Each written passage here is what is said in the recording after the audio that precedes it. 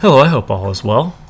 So daily recurring money-making methods in old school RuneScape are tasks that can be completed daily that usually don't take very long and can produce a nice profit for players. This can especially be useful for casual players who don't have a ton of time to play but still need money for gear and upgrades, as the money earned relative to the time spent is really good. The first I'm going to look at is the Managing Miscellaneous minigame. It just requires the completion of the Throne of Miscellaneous quest, but the Royal Trouble quest is also recommended as it provides 5 extra workers.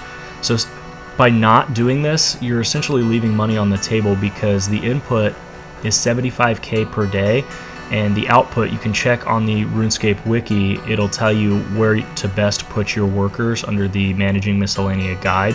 It's worth noting that you don't actually have to check your kingdom every day. I usually just make sure my coffer is full of cash, and I check it about once a week to rake the gardens and chop some trees to make sure my approval rating stays at 100%.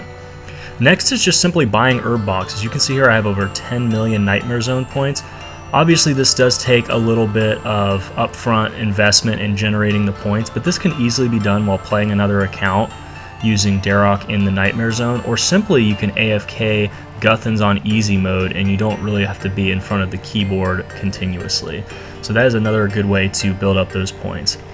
Last is simply just buying the battle staves from the Varrock staff shop. You definitely want to have at least the hard diary done. I have the Elite Varrock diary complete, and that allows me to buy 120 battle staffs per day at 7k each. Now these sell on the GE for over 8k each, so that's a minimum 120k profit per day just from those.